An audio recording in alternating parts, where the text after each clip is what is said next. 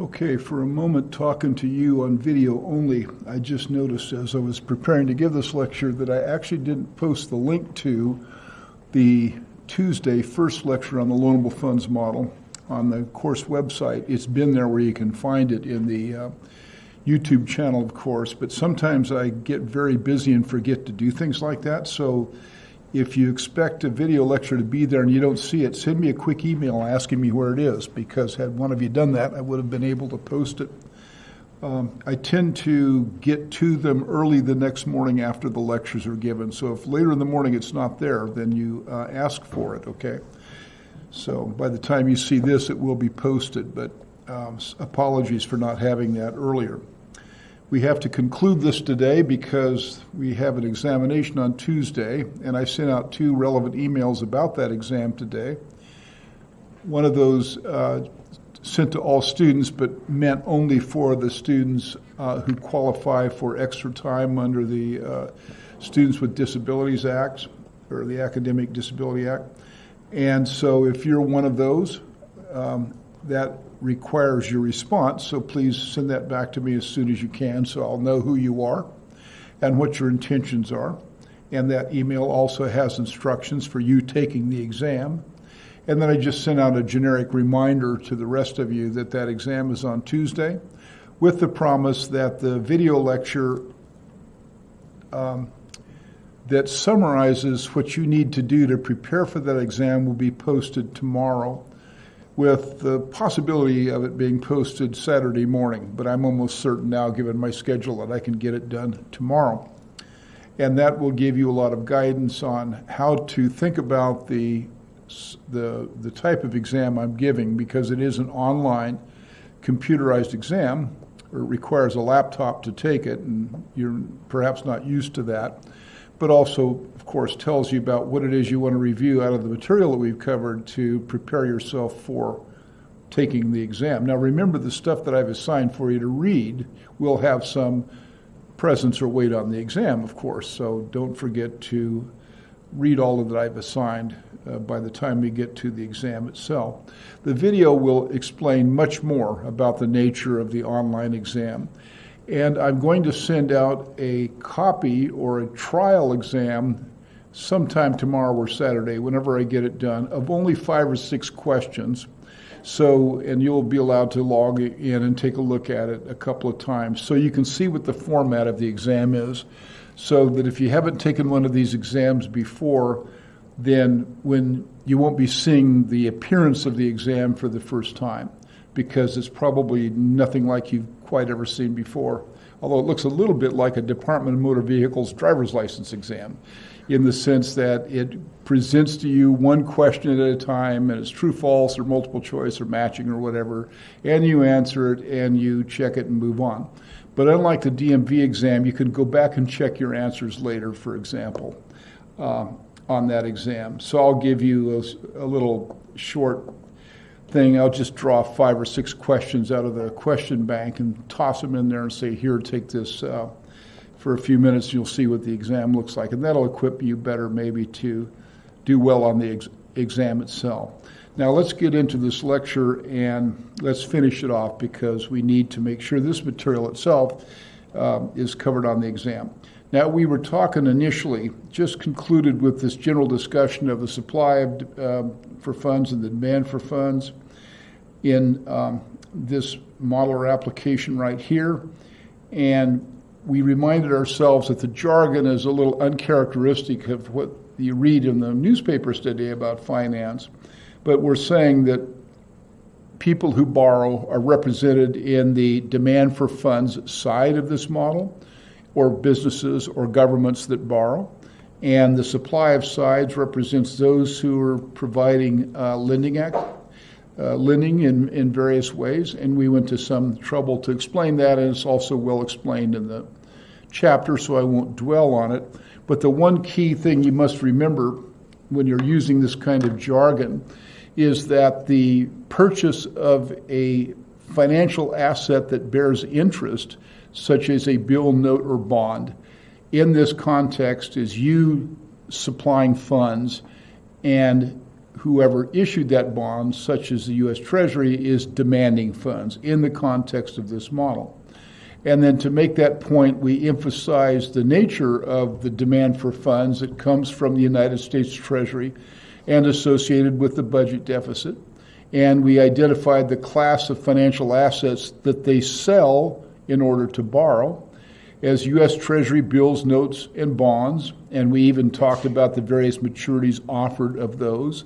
And I said, you don't need to remember that, but you do need to remember the distinction between a bill, note, and a bond, right? And so I made that clear. So now we kind of have a sense of what it is we're talking about. And we also remind ourselves that we know that there's a huge number of actual interest rates or yields in the economy because every financial asset out there that pays interest has its own interest rate. And so there's a wide spectrum or continuum of them, and the model only refers to the interest rate.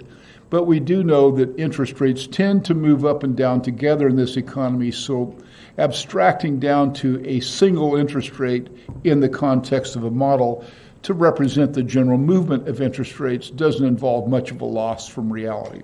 So we're going to have to accept that in the model as well. Now, as we did in the loanable funds model, we segregate the demand for funds from the supply of funds by proposing that there is a demand function and a supply function, once again consistent with a microeconomic model that has a supply and demand function that is itself determined by or shaped by many variables in the model, as many as you want to add. And those are typically listed to give us a sense of what impact they might likely have. And here is a list of some of them. And next to the name is a plus or minus indicator, which says this, if it rose, would shift the demand for funds line in this direction if it's positive, would contract it if it's negative. And so, as was the case in the aggregate supply, aggregate demand model, we're implying there, therefore, that the sensitivity of, say, the demand for funds and the supply of funds to these variables, the first partial derivative of that sensitivity and its sign is what sign is being represented here, as we said before. So as we go down the list, it's not too surprising to see what influences the demand for funds. We are saying that the demand for funds will have a negative slope for interest rates, and that the supply of funds will have a positive slope on this apparatus. And that's going to give us our negatively sloped demand curve and positively sloped supply curve, like any typical standard micro model. Then everything else will have a parametric shock to the supply or demand curve that will cause it to shift right or left, according to the sign, typically. So if we have a resurgence of inflationary expectations, which we've gone to some trouble now to explain, that will shift the demand for funds curve to the right. Budget deficits will shift it to the right because, by definition, that is the demand for funds. So if the government increases its budget deficit, it's increasing its demand for funds, and therefore that is represented by a shift rightward in the demand for funds line. Corporate borrowing of any kind also shifts the demand for funds line to the right. Commercial real estate, funded obviously by borrowing, shifts it to the right. I don't know why I don't have residential real estate here. I probably should. It probably is in the book because it would also do the same.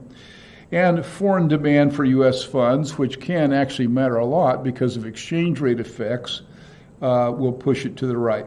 On the supply of funds sign, which represents the willingness of savers and financial institutions to provide funds to these markets, interest rates, again, is the one common variable that clears the market. Inflationary expectations has the tendency to reduce the supply of funds, and we'll explain that later. And all forms of savings, such as institutional savings, discretionary savings, and corporate savings, all, of course, by definition, shifted to the right. Now, remember, the distinction between institutional savings and discretionary savings is in reference to you, your parents, and the working class. And we're saying there that institutional savings are required of you, such as your 401k plan or your pension plan, where you're forced to save because of a union contract or an agreement you have with your employer, and it's probably good that you are. whereas discretionary savings represents your own personal decision to save more or less voluntarily. We're going to say also, this will be explained a little bit later, that Federal Reserve open market operations, the device used by the Federal Reserve System to impact the supply of funds, can shift the supply of funds line right or left, depending upon their policy agenda. And then finally, foreign purchases of U.S. financial assets will impact the supply of funds. When, for example, the Bank of China buys United States Treasury securities. The United States Treasury securities release represents the demand for funds by the U.S. Treasury, and the supply of funds being provided to accommodate that is coming from the Bank of China if they buy those Treasury securities, which is very common. So when we have our first exposure to the actual model itself, it, of course, is going to be typically nonlinear. Shown here as linear because it's a lot easier to draw. Then we have a supply and demand for funds line. There is a market clearing interest rate, R1.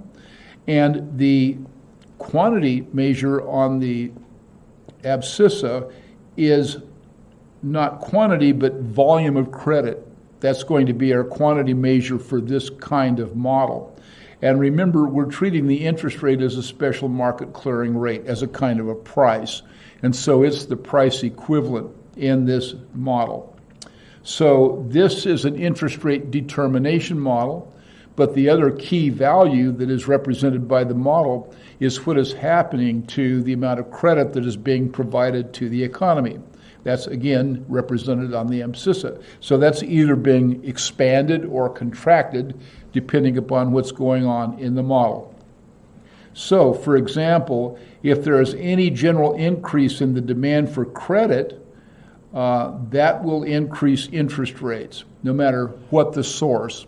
So if there's a surge in consumer demand for credit, corporate demand for credit, or United States budget deficits, then if nothing is done in response to that and the supply of the supply of funds remains stable, the outward shift in the demand for funds line that is resultant of the increase in the demand for credit will by itself have a tendency to push interest rates up. Now, of course, we know in most cases, though, it's going to be accommodated by or in some way matched by some change in the supply of funds. But here we're making the point that there's, as they call it, a ceteris paribus effect. You first talk about the effect of the impact upon one thing, and then you evaluate the response on another. So considered in isolation, therefore, the effect of growing consumer credit demand or any increase in demand for funds is going to have a rising interest rate effect, of course. Now, if on the other hand we have any increase in savings, or any increase in any other source of credit for whatever reason, that's going to have the effect, considered in isolation, of lowering interest rates, as is shown here from R1 to R2. So that's very elementary, of course. Now what we have to do is explain why, under what circumstances, the demand for funds or the supply of funds is in fact going to change. So we're going to now construct a very complicated, well, not that complicated, I guess, but a multi-step case that is not made up. It's actually sort of an example of the way the economy works now.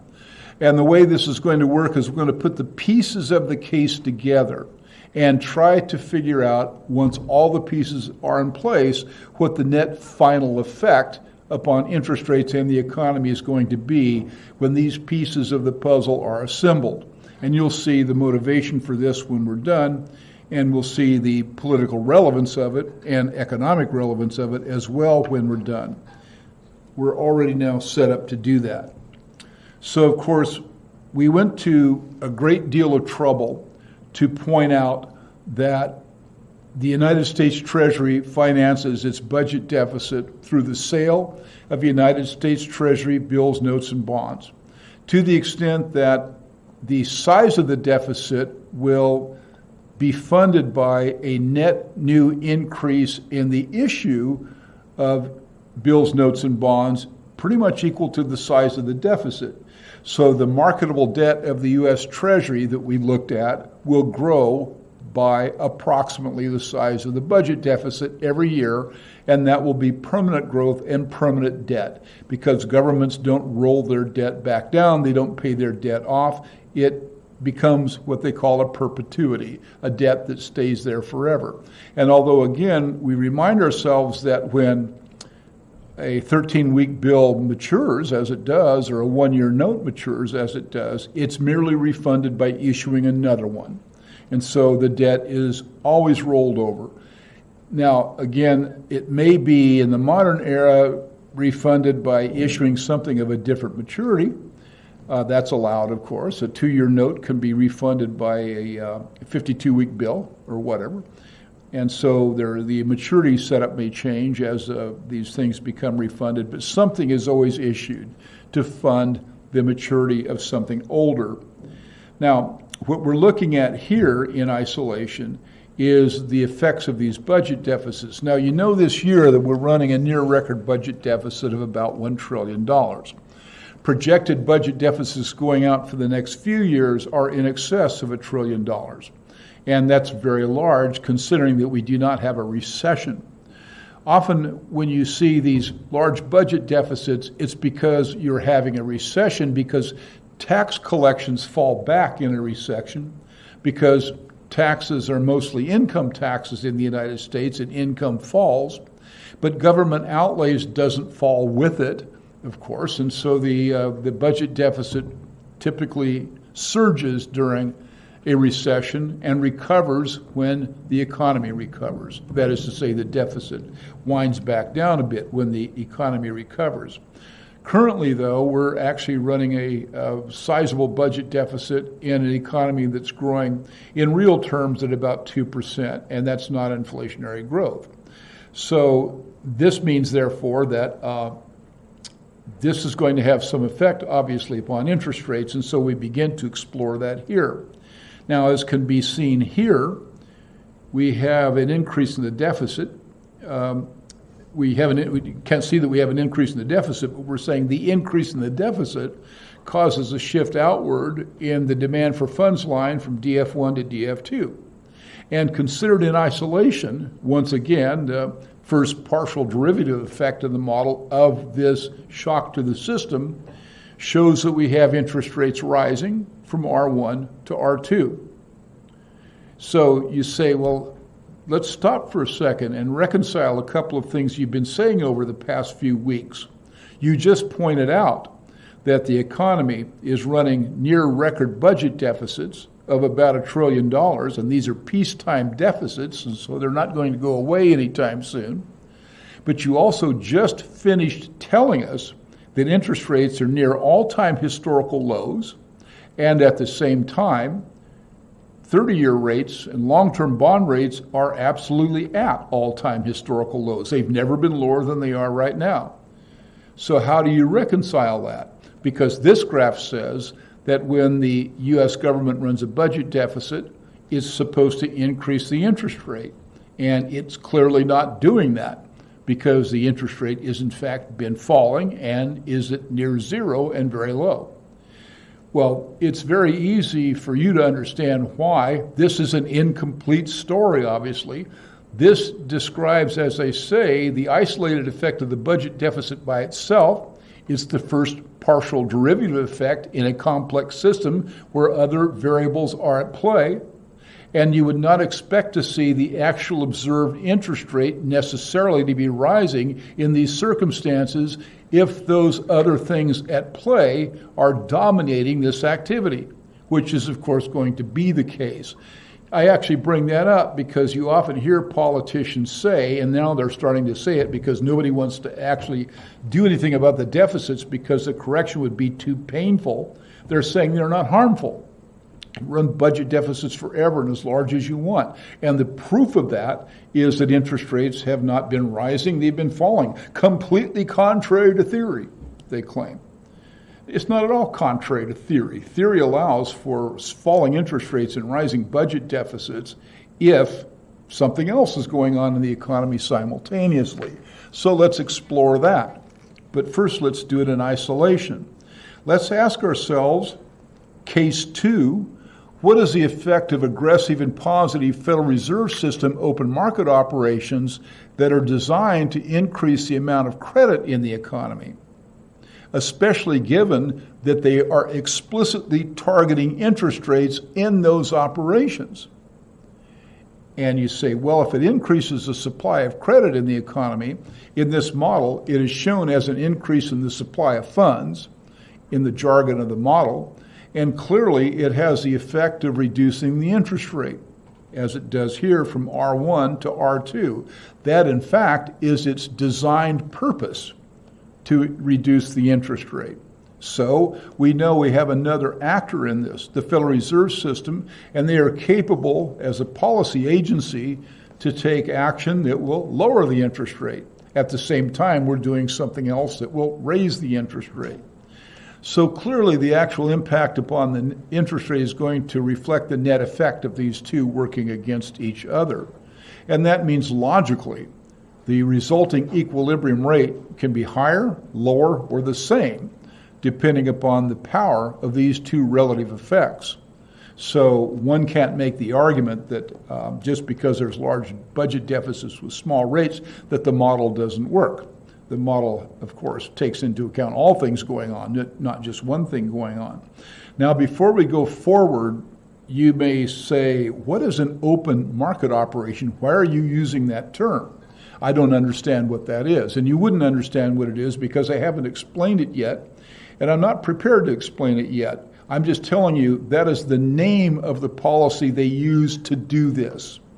And you'll have to take it as a matter of faith that it has the effect of increasing the supply of credit to the economy by whatever degree desired. Then in about the 10th week of the course, we go to the Federal Reserve System, and I give you multiple examples of what exactly an open market operation is, where I show you exactly how it is they are able to increase the supply of funds to the economy. So you'll have to be content right now to just realize that is the name of the operation that they use. And it is the case, by the way, that they only use one technique to do this. And it is always open market operations, which is why I'm introducing the name at this early stage. Even if you read the financial press, you'll hear multiple references, like the Wall Street Journal or the Financial Times, to open market operations, because that is what the Federal Reserve does. Okay, so back to the model. Case 1 has budget deficits increasing the demand for funds, putting upward pressure on interest rates. And so in the language of a multivariable model, we say this has a tendency to raise rates, but that doesn't mean that rates will necessarily rise because of other factors, right? The case 2 was expansionary Federal Reserve System open market operations have in opposition a tendency to reduce rates because they can increase the supply of funds, the supply of credit specifically, to any amount they want, and they do it at no cost because they can create money literally and credit literally out of thin air, and they do to make this work. So finally, when we have the two combined, then what actually happens to the level of interest rates depends upon which of these two are most dominant, right? You have the supply of funds moving outward. We have the demand for funds moving upward, one tending to raise rates, the other tending to lower rates, but ultimately the equilibrium determined by that combination, here represented by E2, can logically obviously be above E1, equal to E1, as is more or less shown here, or below E1, depending upon which of these two tendencies dominates. However, if you are using a policy specifically to lower interest rates, that is the stated purpose of your policy, and you are able to shift the supply of funds line out to whatever degree is necessary to achieve that policy, then the result of that is, of course, going to be that equilibrium 2 is below equilibrium 1, which is not being shown here, but will eventually be shown. Because the budget deficit is simply the accidental byproduct of a completely fractured political system that no longer functions properly. It's just all the spending added up and all the taxes taken in with no guidance from any capacity because the managers are incompetent, crazy, or corrupt, means that it just happens. This amount is spent, that amount is taxed, it comes in, there's a spread between the two. Oh my God, it's $1 trillion. Well, okay, maybe next year we'll do something about it, or the year after that, or the year after that, or after the next election, or after the next war. Who knows? So it happens. The other policy agency is dedicated to policy. It is the only thing they do is execute the policy. They are capable of putting interest rates effectively at any level they want them to be at because they can, as I say, arbitrarily control the supply of funds line. So in the modern era, it becomes the Federal Reserve System's policy that is the final determination of where these rates go, and they are merely reacting to the effect of the budget deficit necessarily. Let me see if okay. Now, clearly, though, before we move on, even though a priori you can't tell what effect this will have upon the interest rate logically, it could be higher, lower, whatever, depends upon, the relative impact of these two policies. There is one unambiguous effect upon the economy that falls out of this. It is absolutely very, very clear that when you're running policies like this, that the growth in the volume of credit is very, very high. That is to say, the equilibrium value along the abscissa going out from E1 to A2 is quite large because both of these are tending to push the equilibrium to increase the volume of credit. So one might say, therefore, the level of the interest rate doesn't say anything about the effect of the budget deficit or the current mix of policy we have. But there is a variable out there that does. If you're using these policies in combination, you can expect to see the volume of credit growth to be very, very high. And even though I showed you the data for the consumer and the like last Tuesday that showed how much we have borrowed, something like $53 trillion, the consumer credit data came out almost exactly the same time I was giving that lecture, released by the Federal Reserve that same afternoon. And it showed that consumer credit is growing at about 5% nominal terms right now, which, of course, is 3 percentage points above the actual real growth rate. So the growth rate of consumer credit tends to be double to 2.5 times the actual real growth rate. And that is reflective of this kind of thing. The economy is growing at 2% or 3% or 2.1%, and credit's growing 6 or 7% year after year. Now, there's a little more to it than this, though. Because the Federal Reserve System actually is controlling the final net effect of this process, more so than not, instead of saying that they have the capacity to set interest rates where they want, which what I've just said tends to imply, it's more accurate to say that this doesn't work quite as smoothly as this graph implies, as you would think, yeah, maybe it doesn't. So they try to set an acceptable trading range for interest rates, and they do that normally by setting an acceptable trading range for the key foundational interest rate to which everything is attached, that called the federal funds rate. So the real interest rate target that the Federal Reserve actually uses involves a range rather than a point. And in their policy statements, they'll say such things as the acceptable federal funds rate range is, say, 1.75% to 2%. This older graph has a range between 5 and 6%. That's not very realistic in the modern era. But the graph wouldn't look very interesting if all the equilibrium points were down sitting on the abscissa, which is what it would have to be if I drew the graph to represent the modern economy. It would be, all the little lines would be real flat down by the abscissa, unless, of course, I perhaps did it as a reverse logarithm line or something like that, and everything above it would be white space. So The point on this, though, is we're looking at ranges here for the allowable trading range. We're not looking at ranges for the volume of credit growth. That's largely an ignored accidental byproduct of this more or less chaotic process. So you say, well, maybe the politicians are right that say that there's no harm to this. We can run deficits forever. I'm not talking about Trump, by the way. He doesn't make that argument. He made the argument when he ran for office that he was going to eliminate the budget deficit. He's got a ways to go because it has been increasing every year that he's held office and just now is above $1 trillion. And I don't think there's anything going on right now that would eliminate the budget deficit. But he said he doesn't think it's a very good thing and he's going to eliminate it. And so he's not the person who's making these claims. Not very many people actually make the claim. They just don't talk about this because it's embarrassing for the largest part, especially the Republicans. They're supposed to be deficit hawks, for crying out loud. That's been totally abandoned with every other canon of respectability that the Republicans used to have. They represent absolutely nothing now, except like this partisan football game where one side absolutely has to win, just like the Eagles versus the Redskins or the 49ers versus the Yankees or whatever, right? So that's all that remains of our political structure in the United States. That's too bad. It used to be kind of impressive. So maybe they're right, though. Why can't we keep doing this? Interest rates stay low, the economy kicks along. Is there any theoretical reason why we can't? Well, let me make my point here, and then I'll get you a question.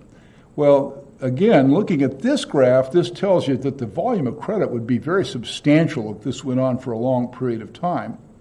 And remember what we said about the aggregate supply, aggregate demand model?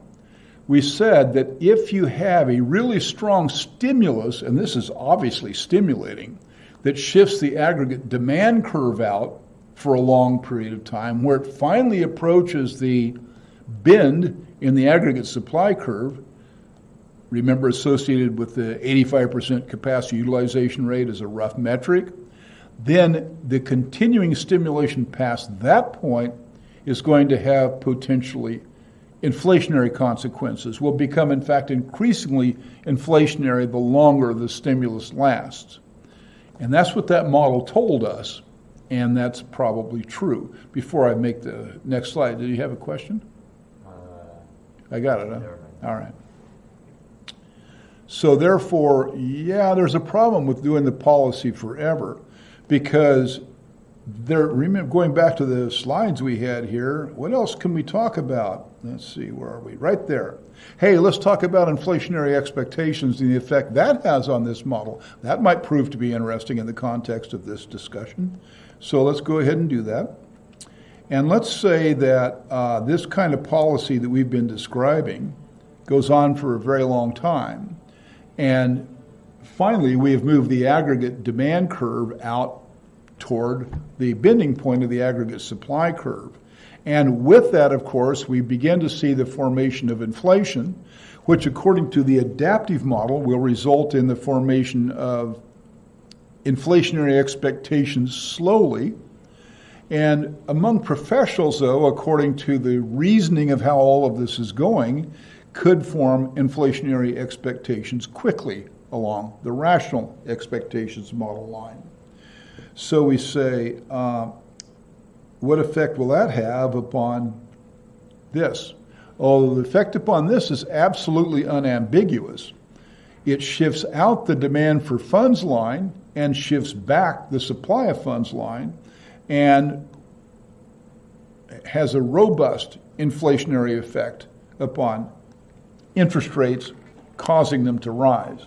It even has a name. It's called the inflation premium on interest rates. So in other words, if at some point that policy begins to result in the formation of inflationary expectations, whether justified, because you're actually moving it into the aggregate supply curve at its inflationary point, or if for some reason logically you feel that this is eventually going to result in inflation regardless, then it changes our behavior with regard to the loanable funds model, or the loanable funds, and we increase our demand for credit and contract our supply of credit. Now let's examine why that would happen. We just stated it so far. It's clear the effect. The effect raises interest rates. And so this implies, by the way, that even if the Federal Reserve System wants to keep interest rates down at 2% forever, they will not be able to do that. At some point, this will begin to override the best of their intentions. And when that happens, interest rates rise irrespective of whatever policy they're using to try to push them down. And we'll even see that there's a significant historical example of how that degree of abuse contributed actually to the bad inflation of the late 1970s and the early 1980s.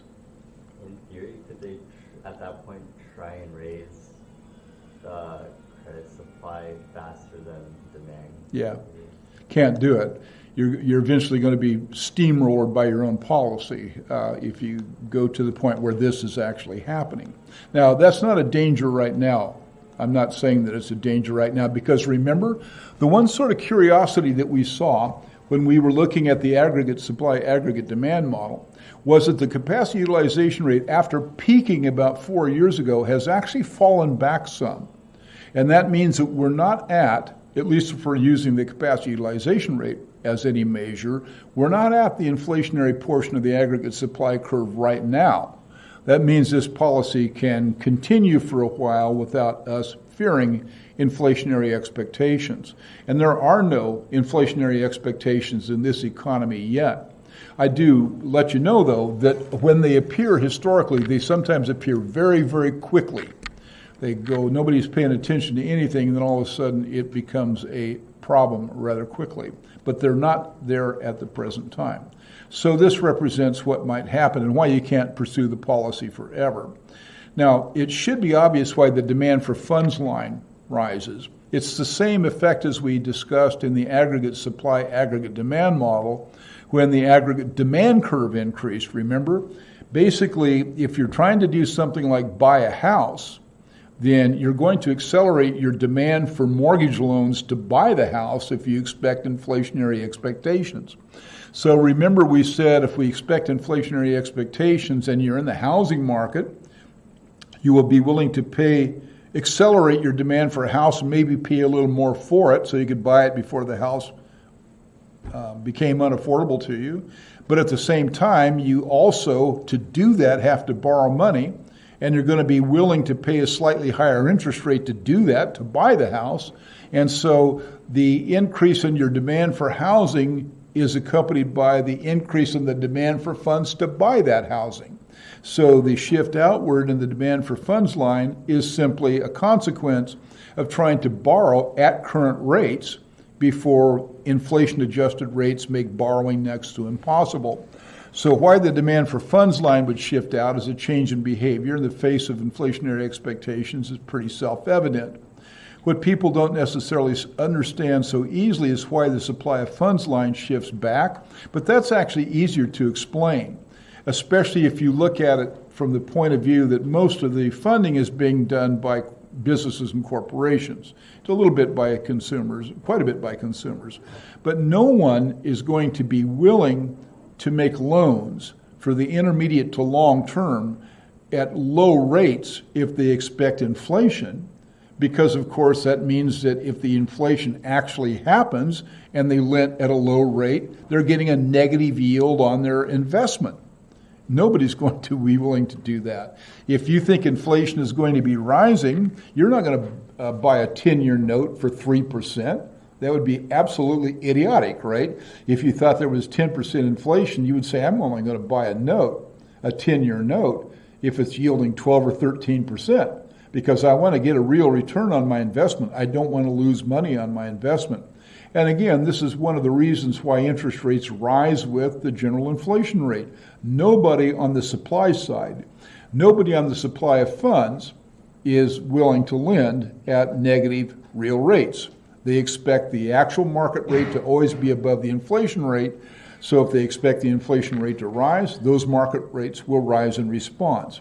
And in the context of how the loanable funds model is built, that is reflected in the backwards or upward shift of the supply of funds line. That phenomenon I just described has that effect upon the model. It's a negative first partial derivative, right? The supply of funds is, with respect to inflationary expectations, has a sign of, minus something, or has a sign that's minus. So that actually is kind of easy to understand. Now, remember, this is especially true when we saw this, right? We said, yeah, it looks like interest rates follow inflation rates. Remember this graph we saw before, and this is where the black line represents the consumer price index, and then there are two bellwether rates being shown there with it. One is the 10-year Treasury, it says bond, should say note, Treasury note rate, sometimes they're called bonds, and the 30-year fixed rate mortgage. And we see, yeah, as inflation went up, then we already talked about this, the Treasury bond rates went up. Now these Treasury bond rates, the 10-year note rate here, we were talking about something that is currently 1.45 or 1.85%, right? They were 13% at the peak of the inflation. That's a big difference between the two of them.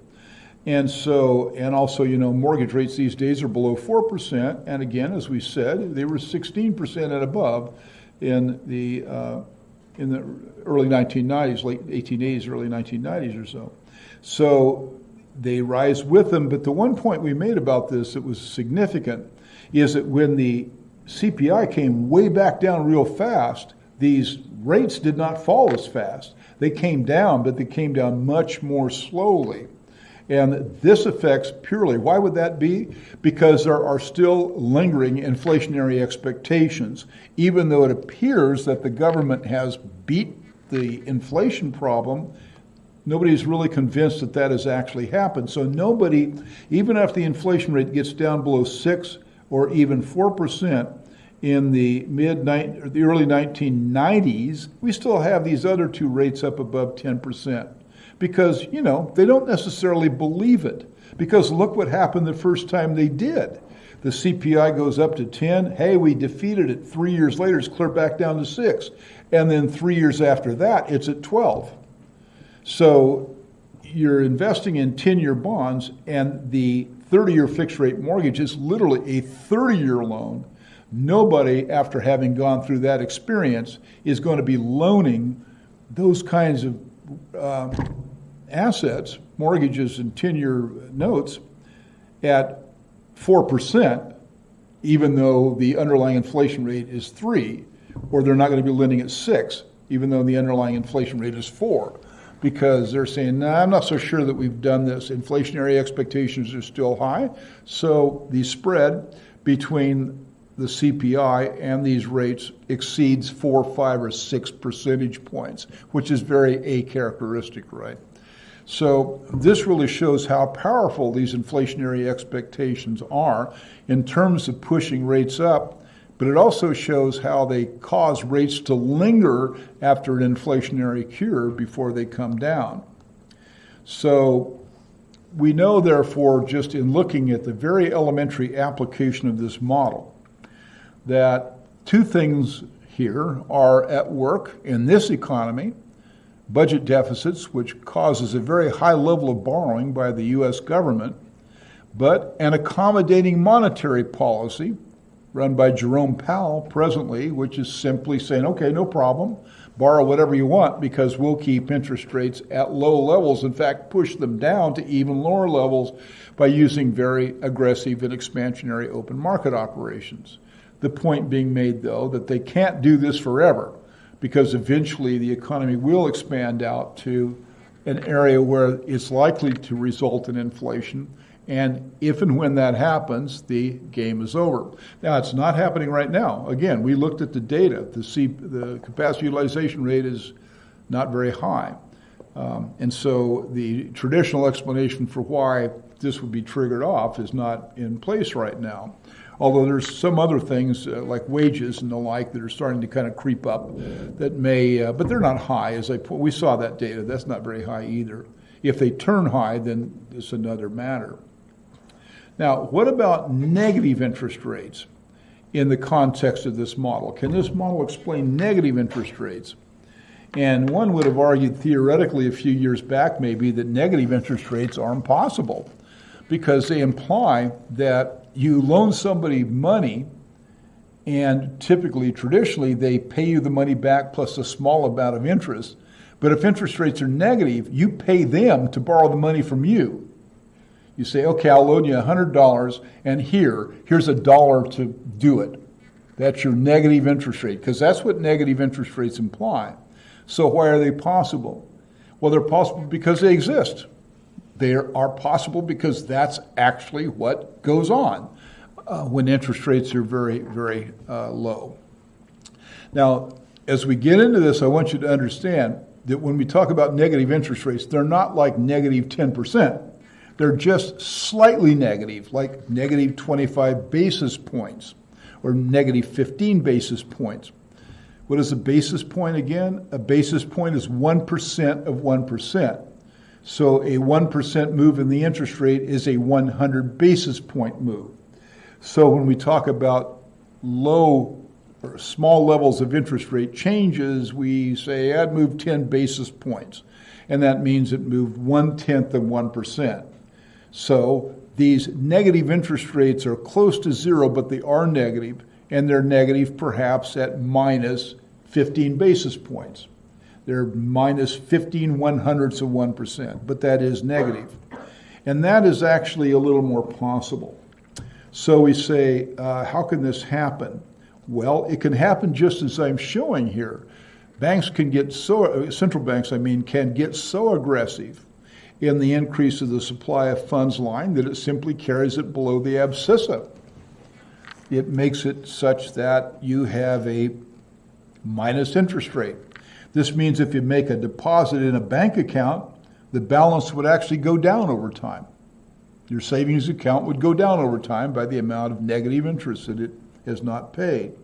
If you bought a bond, you would owe periodic interest payments to the borrower, perhaps implicitly. Now, this, of course, has happened in Japan quite a bit. The 10-year note rate in Japan has been persistently negative for now about 3 years. It's happening in Germany, too. The German 10-year Bundesbank rate is always negative these days. Maybe it's not right now, but the last I saw it was. And that's been going on for months. And so the German 10-year note rate is slightly negative. And in the United States, not now, but in 2016, short-term Treasury bill rates were also negative. Like 13 and 26 bill rates were negative. They're not right now. They're really low, but they're not negative. And you say, wow, that is so strange. Now, there's a technical reason why that's possible that isn't quite as weird as you paying the bank money to accept your savings. It happens because when you look at a Treasury bill, for example, and you see, let's say traditionally, that it pays 2%. Historically, maybe it would be higher, like at 2% or 1%. You say, well, how exactly is that paid? Do they make a coupon payment, as they call it? That they write out a separate check for the interest and mail it to you, equal to 1% of the value of the bill? So, for example, for every $100 of the bill you have, do they send you $1 when the interest rate is 1% once per year? Or do they send you 50 cents twice per year? Because it turns out that the U.S. Treasury pays interest twice per year. And so do they send out a 50 cent per $100 twice per year? And the answer is no, not for Treasury bills they don't. They don't make any interest payment at all, ever, to anybody when we're talking about the Treasury bills. Remember, those are maturities of 1 year or less. What they do instead is they sell it initially for less than par value, less than its redemption value, 100, and then they redeem it for par, for 100. So in this example, if it's a 1 year, a 52-week bill, in the old days they might sell it to you for 98, and then when it matures, they pay you 100. And so the interest rate is implicit in the appreciation of that asset's value. All right, so for shorter term assets, they don't bother to pay interest because it's not worth it. So therefore, what it means, by the way, when the interest rates are negative, that when people buy those from the U.S. Treasury, when they're first issued, they bid for them and pay a price that's literally higher than 100. They'll pay a price like $100.15, and they'll redeem it a year later for $100, actually losing a tiny amount of money on the process, and that shows up in the data as a negative rate. So you say, what? Well, why the hell would they do that? It's because very, very large numbers of really huge financial institutions and investment funds that have risk covenants on their investing are required to make their investments in secure, low-risk assets. And those funds manage trillions of dollars worth of value. And so they have to accept whatever the market offers in those assets when there is not a really large number of ultra-low risk assets available to the market. And almost no American corporations are any longer listed as AAA investment grade. That's all been lost. That was lost a decade ago. Every type of American corporation bond, for the largest part, is a higher risk bond.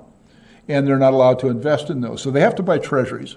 Or the German equivalent, they have to buy the 10-year Bundesbank note. And so they invest in whatever's available, and when they do, because the demand is so high relative to the supply, that they actually pay $100.15 or 20 cents for something that is redeemed at 100. So you say, well, what's going to prevent it from, because of the supply and demand mismatch, from going to a really deep discount? Well, for one thing, you don't have to buy anything. You can just leave your money in the bank, in a checking account, right? That's part of your option. So you say, well, I won't buy anything that has interest. I'll just leave it as barren cash. And that's more or less risk-free, for example. So there's kind of a floor on how low these rates can go unless there's a real serious crisis. But they are nominal. Now, what about the effect of expectations? Well, will the appearance of deflation or negative interest rates lead to the formation of negative interest rate expectations, as shown here? But this is the modern problem, right? And so, yeah, they can, but if this was really serious, if we had an economic crisis where the deflationary expectations were really robust, then this thing could technically break through and have relatively high, low negative rates. It means, in other words, that there are relatively few safe assets in the world, and so few that these massive investment funds are willing to actually take a small loss to be able to invest in what few remaining safe assets there are. And if that was a really significant problem on a global scale, then it is possible that negative interest rates could be more than 100 basis points, or even more than 400 basis points. So this would be triggered off by a significant global surge in deflationary expectations. This is imaginary. It hasn't happened yet. It is possible, however, that it could happen in the future. It's not out of the question as something that's happened. Because what happened in 2016 and so was completely unimaginable in 2005. Someone would say, well, does interest rates ever be negative? And people say, you're completely out of your mind. The only thing that interest rates ever do is go up, and the Federal Reserve System has to just constantly beat them back down. There's no way that we would ever have a deflation in the modern era. There's no way we would ever have negative interest rates in the modern era. That would have been a standard argument back in 2005 and 2006, until it became obvious that it was not a valid argument. Now, let's combine the two models, okay? So we had a tax cut stimulus package in 2017, 2008, and that's contributing to some extent to the budget deficit. And so originally we could have said it might be inflationary and it might not, but it wasn't inflationary because as I say, capacity utilization rate kind of peaked, but then it came back down. So clearly it's not a problem right now, but it may be in the future. So when we have, though, the infrastructure stimulus package, when we come to this, then this slide right here defines the present era. So we modified case 1, case 2 to acknowledge that beyond any shadow of a doubt, the current situation is pushing interest rates down, or has just done that, right? Earlier we were saying, well, E1 might be E2, they're equal, or one's slightly higher, one's slightly lower. We don't live in an environment right now where interest rates are normal or at typical levels. We live in an environment right now where interest rates are very low, and at one end of the interest rate spectrum declining to all-time historical lows, which is the 30-year bond rate, because we just looked at the data that showed that. It's never been as low as it is right now. So we modify this to indicate that the current state of policy is one that, despite the size of the budget deficit, represented here as a significant shift out from DF1 to DF2, that we're running that with ever lower interest rates because of the accommodating policy coming from the Federal Reserve System, which I suppose actually literally in response to the threat from Donald Trump, Jerome Powell reversed their decision and dropped the rates to where now they're actually very low. It's been claimed, by them that they didn't respond to Trump's threats. But given that the man has turned demonic, right, where he just tries to destroy everybody who defies anything he wants them to do, as he's been doing for the last 2 weeks, right? I suppose if I was Jerome Powell, I would throw in the towel and say, sure, what do you want me to do, Donald? I'll wreck the American economy so I can keep my job, or I can't have you scream at me or tweet about me or whatever. So maybe the Federal Reserve thinks it's really the wisest policy they've ever pursued. Or maybe they are responding to this political pressure coming from the White House. But there's no doubt about it, the policy has been aggressively pushing interest rates down. And we see that out there when we look at the current structure of interest rates. Now, of course, in the context of the aggregate supply, aggregate demand model, you're saying this is stimulating, right? This has got to be a stimulating policy, and it is. What's kind of interesting about it, though, it's a policy that is stimulating only an economy growing at 2%. And this is an extremely aggressive policy. And this extremely aggressive, historically unprecedented aggressive policy is barely keeping the economy going. Because that's what's happening. The economy is barely going. If they, for example, pulled back on this Federal Reserve accommodation and let interest rates rise, this economy would dive into a recession almost immediately if they did that. The only way to keep the economy at 1.5% to 2.5% is to keep the pedal on the floor. This reminds me, and I'll conclude with this story, about a trip I once took to Tijuana back in about 1972, 73, 74, I forgot what had happened. So I had this 1960 Ford Falcon that had 350,000 miles on it. And I rebuilt the engine twice. And I drove it once with my wife all the way from the Central California coast, all the way up to Canada, all across Canada Highway 1, all the way down the east coast of the United States to Florida, because we were going to live on the east coast. We were there a couple of days, decided we didn't like it. So we climbed back in the car and drove all the way back in that car. And it was towing the largest trailer that U-Haul made at the time, full of furniture, that old 1960 Falcon, right? So that was a good car. It broke down about 25 times on the trip. So I knew how to fix a car back then. So later on, or earlier, I don't know whether this is before or after the Canada trip, when we were down in Mexico, we were driving to Tijuana, to Ensenada, past Tijuana, and in that car.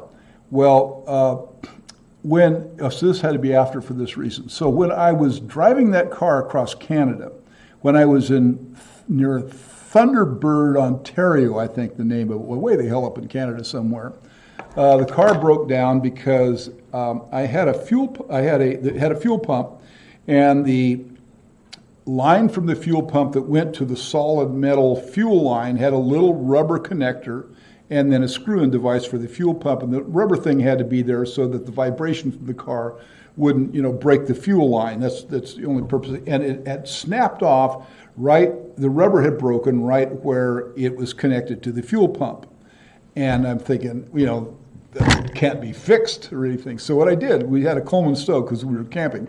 So I took the fuel pump off and I took the line out and I used a knife to get all the rubber out. I made a clean cut and then I stuck it in there and then I wrapped it with Scotch tape and I put it on the stove and I cooked the tape into the rubber.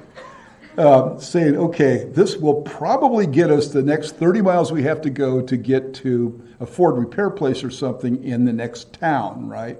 So I put it on there and so forth, and we got it on there, and I said, I don't think that Scotch tape's going to hold. So we got a flame going, and we got it to where it melted a little bit more, and we said, that may hold, that may not hold, we'll never know. We will know, actually, because we're going to find. So we climb in the car and we take off. And we're driving and we get to the town. And I said, what the hell? It made it this far. Let's go to the next town. So we went to the next town. And what the hell is still hanging in there? I can't believe that this thing worked. So let's just drive to the next town. So anyway, this was in Canada. So we drove through Canada, through Niagara Falls, through the East Coast, down to Florida, around Florida, back up to New York, around New York, and across the country, back to California, and we still have that hose with Scotch tape attached to the car. So a year later, we still have it. We never bothered to check it. All I have to do is go to a park shop and buy the hose at this point. I don't do it, right? So now we're down in Mexico, and it finally gives out. Okay, it finally creaks and starts to leave. I figured out later this is what happened. So we're driving down there and everything, and the car starts going slower and slower and sputtering and sputtering and sputtering. It comes to a stop. And I said, this is not good, because we were in an area that wasn't where you want to be in a stalled car, down there between somewhere on a back road between Ensenada and Tijuana. And so I say to my wife, well, I guess we'll have to go walk and get some help, because this thing is, beyond repair now. Or it was, still attached. It was kind of leaking. And, so I think, I don't know what we're going to do. So we notice that these guys are kind of walking slowly toward us down the shoulder of the road. And I'm thinking, well, about 5 guys or something like that. So I'm thinking, well, maybe they can help us, because my wife speaks Spanish, right? And I speak kind of half-assed Spanish. Maybe they can help us. And so we're thinking, let's be hopeful about this, let's hope they help us and all this stuff. So they get within about 30 yards of us, and one of them bends over and picks up a 2x4, right? And so I said, I don't think they're going to help us. We got ourselves a really big problem. So we get in the car, and I'm saying, we're praying, please start, please start, please start. And somehow it starts up. And these guys are starting to run. They're seeing what we're doing. And so we put it in first gear, and not towing the trailer, I'm just driving the car. And so it barely gets going, right? It was bucking and stopping and going and stopping, and they're right behind us. I've got the foot on the floor like this, I'm just going, please go, please go, please go. And it's going, stop.